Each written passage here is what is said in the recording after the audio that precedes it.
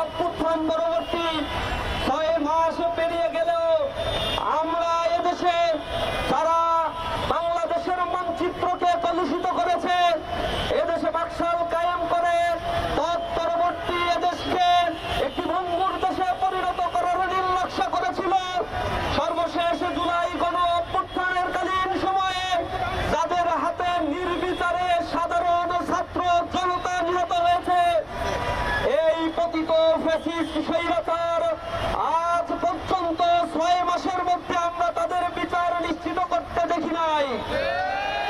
আমরা কাল বিলম্ব দেখছি। আমরা হুঁশিয়ার করে দিতে চাই, অনতি বিলম্বে এই ফ্যাসিবাদের বিচার এই বাংলার মাটিতে কার্যকর করেই পরবর্তী কোন নির্বাচনের দিকে সরকারকে যেতে হবে।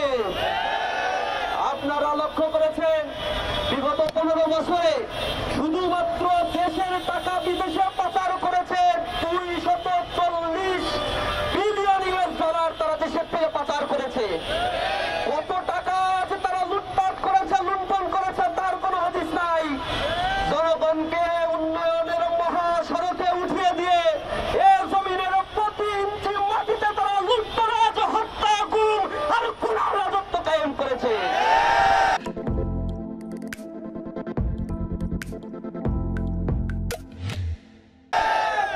দোষরদের বিচার আমরা অনতিবিলম্বে দাবি করছি।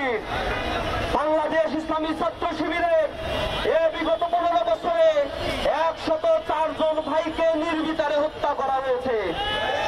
জুডিশিয়াল কিলিং এর মাধ্যমে ট্রাইব্যুনাল গঠন করে তথাকথিত মানবতা বিরোধী অপরাধের বিচারের নামে নির্বিচারে রাজনৈতিক বন্দীদেরকে হত্যা করা হয়েছে। এ সকল বিচার হওয়ার আগ পর্যন্ত আমরা রাজপথ থেকে ফিরে যাব না। আমরা দৃঢ়ভাবে বলতে চাই, আমরা বিগত 6 মাস দেখতে পাচ্ছি কিছু রাজনৈতিক দল তারা ফ্যাসিবাদের বিচারের দাবিতে সরব না থেকে বাস স্ট্যান্ড, টেম্পো স্ট্যান্ড, চাঁদাবাজি, ছিনতাই, আন্তঃকন্দলের মতো কার্যক্রমের মধ্যে জড়িয়ে পড়েছে। এ জাতির মধ্যে ঐক্যের বদলে তারা ফাটল ধরানোর চেষ্টা করছে। আমরা এ জাতিকে ঐক্যবদ্ধভাবে সুন্দর একটি বাংলাদেশ বিনির্মাণ করার জন্য আহ্বান জানাচ্ছি। রাজনৈতিক নেতাদের যদি সুবুদ্ধির দায় না হয় তাহলে আর একটি অভ্যুত্থানের জন্য প্রস্তুতি নাও।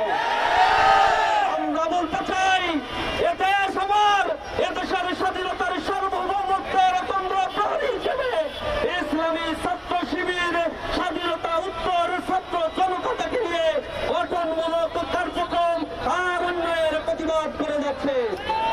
সরকারকে আহ্বান জানাই, আপনারা সময় ক্ষেপণ করবেন না। আপনাদেরকে এখানে বসানো হয়েছে এ ছাত্র জনতার গণহত্যার বিচার নিশ্চিত করার জন্য। আমরা দেখেছি এখনো পর্যন্ত যারা আহত, বন্ধুত্ববরণ করেছে তাদের চিকিৎসা সেবা এখনো নিশ্চিত করা হয় নাই। আমরা আহাজারি শুনতে পাচ্ছি মায়েদের, তাদের থেকে আমরা দেখতে পাচ্ছি যে তারা অর্থের কারণে কান্নাকাটি করছে। তাদের সন্তান মারা গিয়েছে, তাদের প্রতিশ্রুতি দেওয়া হয়েছিল, কিন্তু প্রতিশ্রুতি দেওয়া অর্থ তারা এখনো পর্যন্ত হাতে পায়নি। শহীদ পরিবারের দায় দায়িত্ব নেওয়ার কথা ছিল, কিন্তু আমরা লক্ষ্য করছি এক্ষেত্রে গরিবসী তারা করছে। আমরা স্পষ্টভাবে বলতে চাই, বাংলার এই জমিনকে সুন্দরভাবে সাজিয়ে তোলার জন্য, ফ্যাসিবাদকে নির্মূল করার জন্য ছাত্র জনতা আবার ঐক্য